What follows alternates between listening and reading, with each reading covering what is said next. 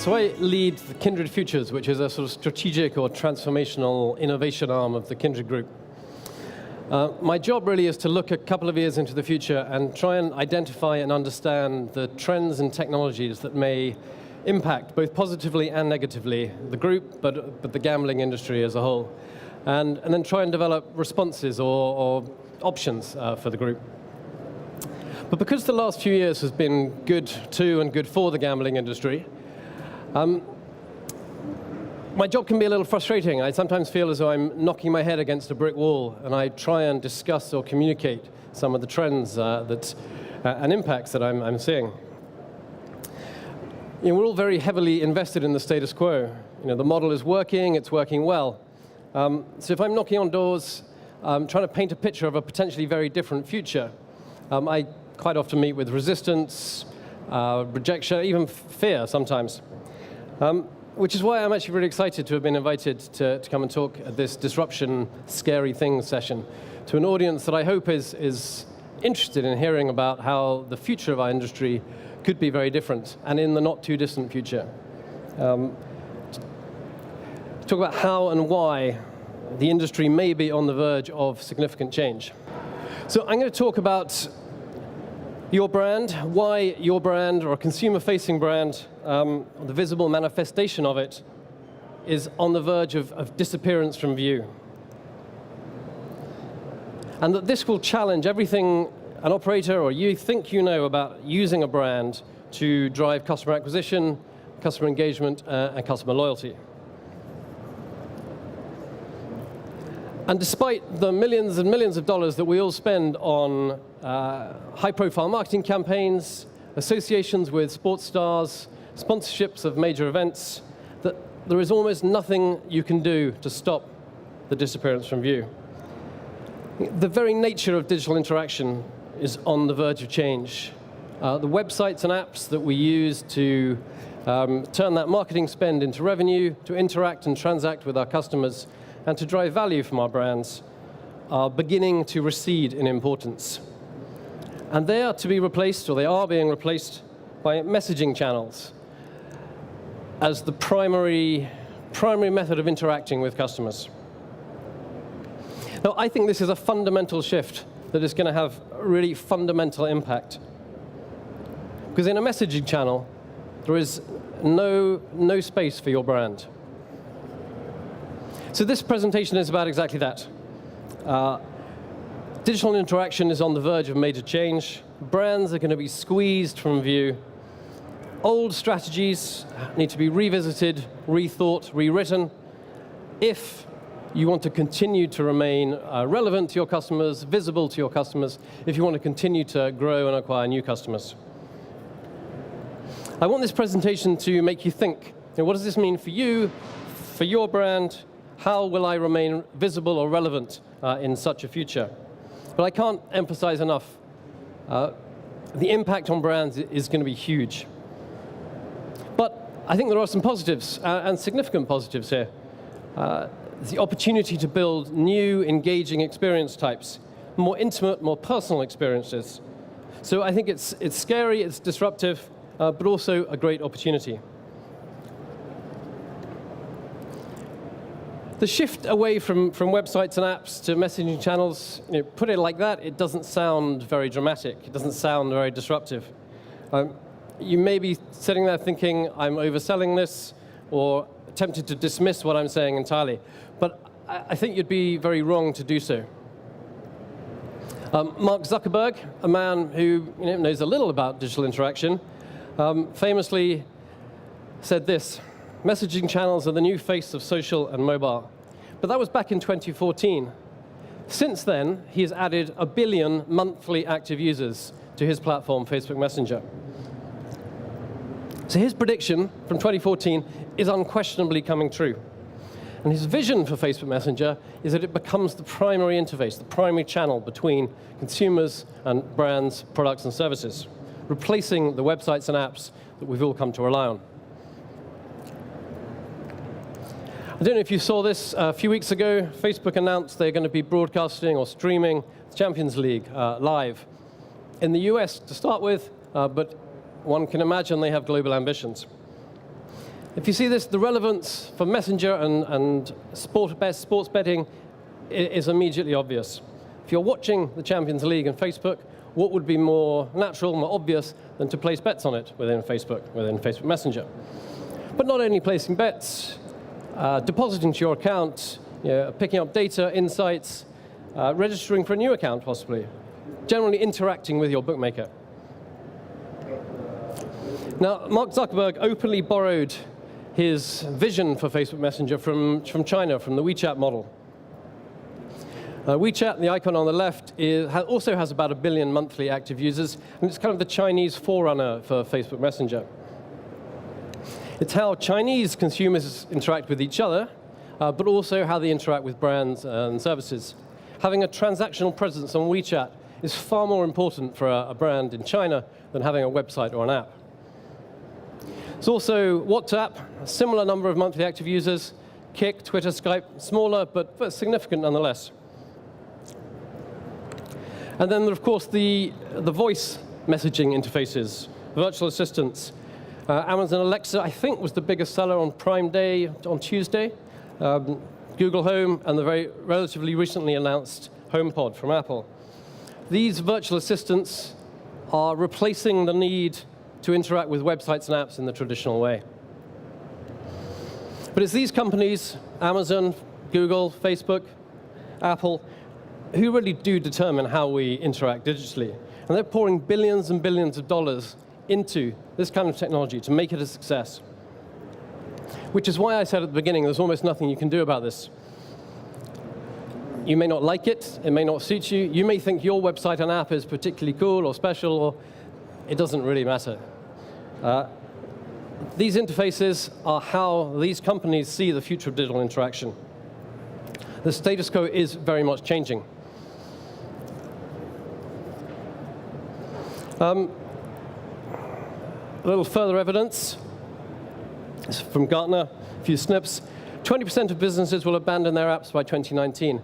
That is less than 18 months away, less than one annual budget cycle. 85% of businesses' relationships will be managed by virtual assistants by 2020, 2.5 years ago. This is not long-term horizon stuff. This is soon. This is coming. So for that reason, sorry, one more little quote rather than evidence from the chief marketing officer of a company called Artificial Solutions. Admittedly, they're a vendor in this space, but he says that natural language technology will be as critical to an enterprise of 2020 as a website is today. Which, a bold claim, you may think, but take heed.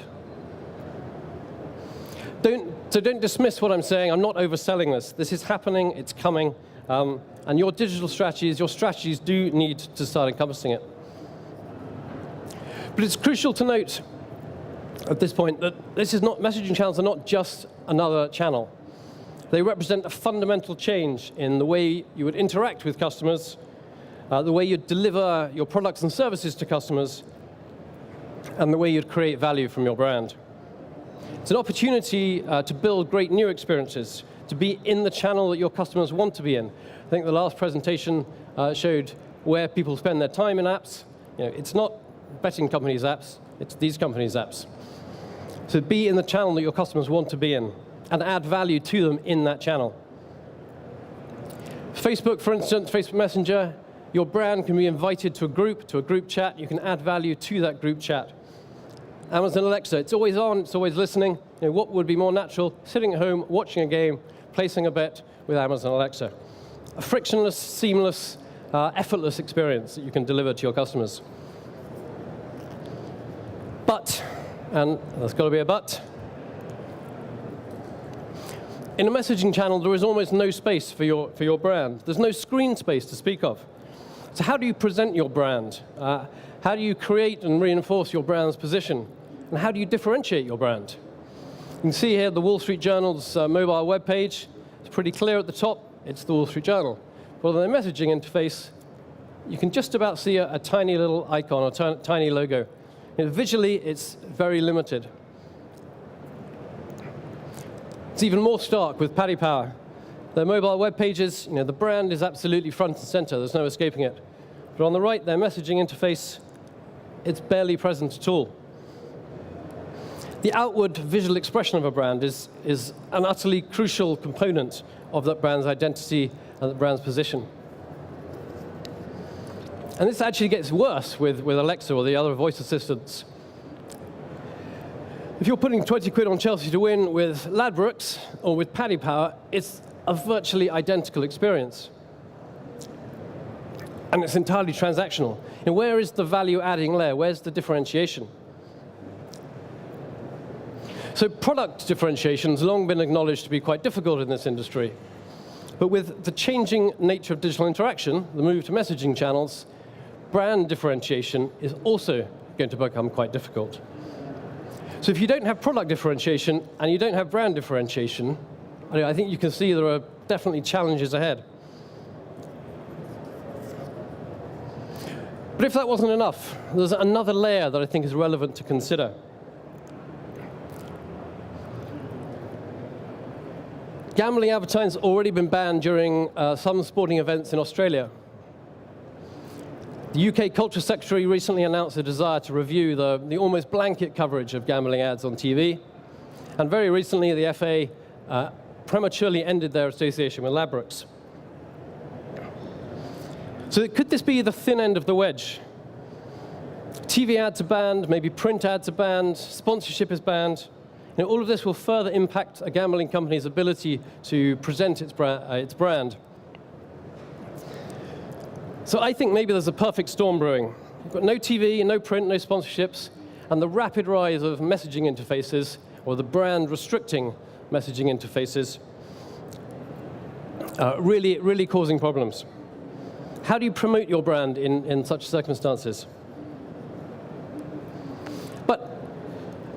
Well, I don't want to paint too gloomy a picture now, but if you think back to the days when cigarette advertising was pervasive, it's just Marlboro, the brand here is huge, right? It's rugged, it's tough, it's macho. Those were the values that the brand traded on, and unmistakably so. And that came across in their sponsorship of the McLaren Formula One team. The brand is all over the car, all over the drivers, with Prost, but also Senna, Lauda, and others. There was huge brand awareness, huge brand identity. But now, the outward expression of the Marlboro brand is that. It's a disturbing image of a cancer patient. So I'm not for a moment comparing the cigarette industry to the gambling industry, but just using it as an example of what can happen if the outward expression of a brand is restricted. Okay, so I appreciate what I've said is, I don't know, maybe challenging or uncomfortable. And there's actually an easy counter to it. A lot of the messaging interfaces that you may have used already or seen out there are basic, and some actually pretty shitty.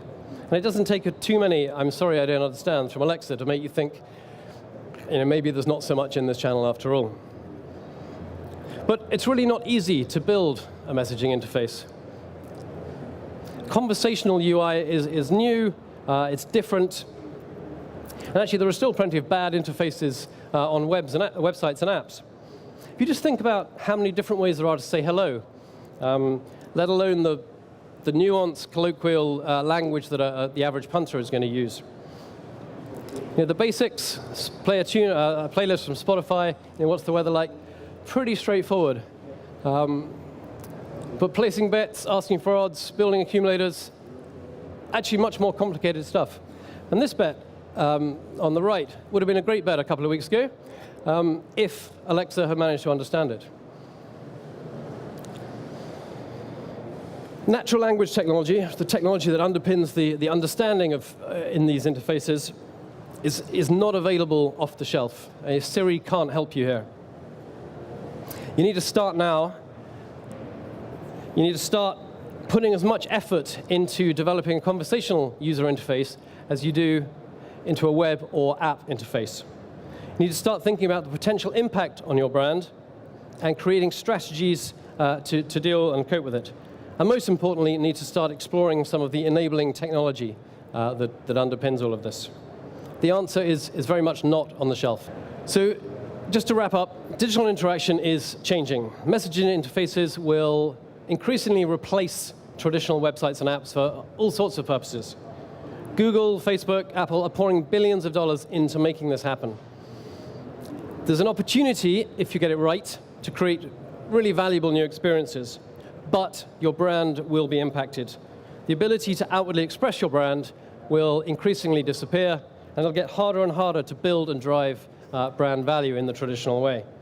And then without a visible brand, how different are you really from your competitors? And I'm going to finish with a quote and a question. By 2020, the average person will have more conversations with bots than with their spouse.